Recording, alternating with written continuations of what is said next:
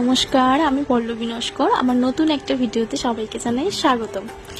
বেশ কিছুদিন ধরে একটু কারণের জন্য আমি কোনো ভিডিও আপলোড দিতে পারছিলাম না। তাতে আমার কিছু বন্ধু আমাকে জিজ্ঞাসা করছে সোশ্যাল মিডিয়াতে যে কী রে, কোনো ব্লগ দিচ্ছিস না কেন, ভিডিও করছিস না কেন, তোর কি কিছু হয়েছে?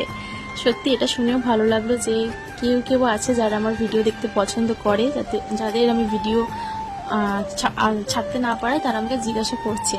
আমি চাই না আমার ভিডিও সবাই দেখুক, একদমই চাই না জোর জবরদস্তি কেউ দেখুক। আমার যদি 10 জন আমার ভিডিও দেখে 10 জনে কমেন্ট করে, সেটাই আমার কাছে অনেক বড় পাওনা।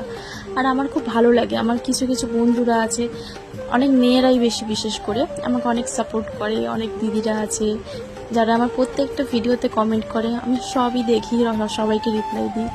কেউ না কেউ করুক, এই হাতে গোনা কয়েকজন আছে যারা আমার প্রত্যেকটা ভিডিও দেখলেই কমেন্ট করে, আর তারা চায় আমি ভিডিও করি। আসলে কোনো কিছু ভিডিও শ্যুট খুব ইজিলি করা যায় সব কিছুর, কিন্তু যারা ভিডিও এডিটিং করো তারা ভালো মতো জানবে যে একটা ভিডিও এডিটিং করতে কতটা সময় লাগে, তার ওপর ভয়েস ক্লিপ করতে সময় লাগে। আমি না একদম সময় সেরকম পাই না, একমাত্র দুপুরবেলা আমি ভয়েস ক্লিপগুলো দেওয়ার সময় পাই, যখনই আমার ছেলে ঘুমোয় আমি সেই টাইমটাই এডিটিংগুলো করার চেষ্টা করি। আর এইসব ব্লগ বানিয়ে কিন্তু আমি নিজেই অনেক খুশিতে থাকি। আমি সেরকম কোথাও বাইরে যাই না, বেরোই না, যা থাকি ঘরের মধ্যে, যা করি ঘরের মধ্যে। সারাদিন কাজ, টিউশন, বাচ্চা, এগুলোর মধ্যে আমার নিজের যদি খুশির কিছু থাকে সেটা হচ্ছে এই ব্লগ বানানোগুলো। তো আমি লাইফের মধ্যে এই সব কিছুর সাথে সাথে ব্লগ বানানোটাকেও একটা জায়গা দিয়েছি, যেটা আমার ভালো থাকার কারণ। অবশ্যই দিন শেষে নিজেকে ভালো রাখতে নিজেকেই হবে। আর আমি নিজেকে নিজে খুশি খুব অল্প জিনিসেই করতে পারি। আমি সামান্য ভিডিওতে, সামান্য একটু ছবি তুলতে, এগুলোতেই আমি খুব খুশি হয়ে যাই। আর এই দেখো সকাল সকাল কত গাছে ফুল ফুটেছে। আমি কিন্তু এই ফুলগুলো খুব একটা তুলি না, রাস্তার পাশে পুরো ফুল গাছগুলো। আর এই দেখো আমাদের বাড়ির সামনে রাস্তাও হচ্ছে, আরো ভালো লাগছে। 2 দিন পর এখানে রাস্তা হয়ে যাবে। বর আমাকে বলেছিল যে তুমি তাড়াতাড়ি রেডি হয়েও, তারপর আমাদেরকে ঘুম থেকে ডাকবে। তো আমি সেই মতো রেডি হচ্ছিলাম। ফার্স্ট টাইমে এই লাল শাড়িটা পরেছিলাম একটু, কিন্তু আমি খুলে দিয়েছিলাম আবার, কারণ খুবই গরম লাগছিল। আমার বর ঘুম থেকে উঠে ভাবছে যাবো কি যাবো না, ওরা এত গরম লাগছিল, বলছে হাফ প্যান্ট পরে চলে যাই।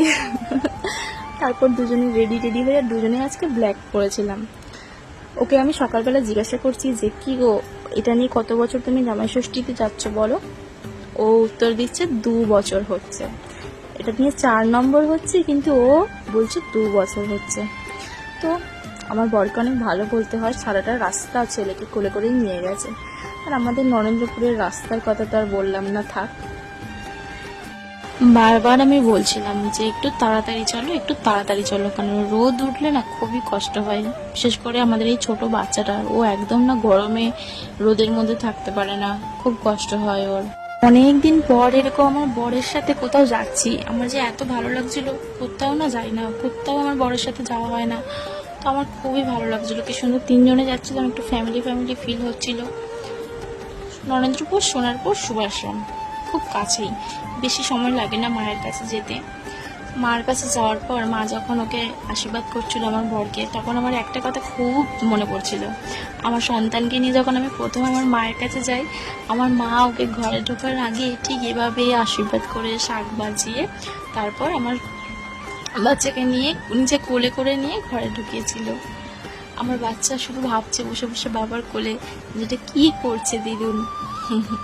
আমার বর কিন্তু একটা ফল ও মিষ্টি এর মধ্যে খায়নি।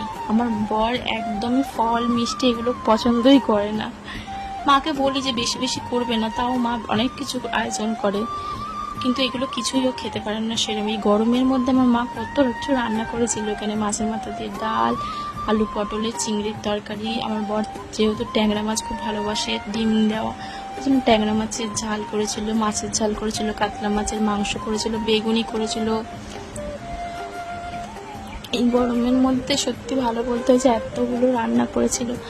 ভিডিওটা ভেবেছিলাম আমি আরও বড় করব, কিন্তু আমি বেশি বড় করতে পারিনি, কারণ এত গরম ছিল না। আর ওখানে যাওয়ার পর আমার ছেলের খুবই শরীর খারাপ হয় গরমে, তাই আমার একটু ভালো লাগছিল না কোনো রকম ভিডিও করতে। আমার বর দুপুরবেলা খেয়েতে বিকেলের দিকে আবার চলে এসেছিলো, যেহেতু ওর কাজ ছিল, তো ওকে পাঠিয়ে দিয়েছিলাম। সেটা আর কোনো ভিডিও করা হয়নি তখন সেই মুহূর্তে। আর এক বন্ধু দেবশ্রী কালকে আমাকে এমন একটা কথা বলেছে, আমার এত হাসি পাচ্ছে। ও আমাকে বলছে যে আমার মেয়েকে কিন্তু তোর ঘরেরই বৌমা করব, আর আমার যদি মেয়ে না হয় তাহলে তোর মেয়ে হলে আমি আমার ছেলের সাথে বিয়ে দেব। ভালো লাগে এসব কথাগুলো শুনতে, এত হাসি পায়। এই যে আমার মার কাছে যাবার আমি এই ছবিটা দেখাবো না, এই যে এটা আমার মা, আর এটা আমি কত ছোট তখন। এই ছবিটা আমার এত ভালো লাগে। এই ছোটবেলার ছবি বলতে এই একটাই আমার ছবি আছে। আর কিছুদিন আগে না আমি যে নোজ পিনটা পরতাম সেটা ভেঙে গিয়েছিল, তাই আমি একটা নতুন নোজ রিং টাইপের একটা নিয়েছি। এটা সেলফ গিফট, খুব ভালো লাগছিল। মানে আমি দেখতে চাইছিলাম যে আমাকে নোজ রিং পরলে কেমন লাগে, আমি কোনোদিনও পরিনি, এই ফার্স্ট টাইম।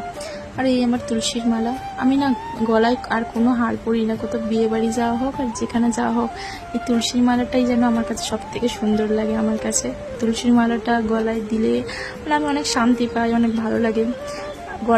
তুলসীর মালা ছাড়া আমার একদমই ভালো লাগে না। রাধে রাধে।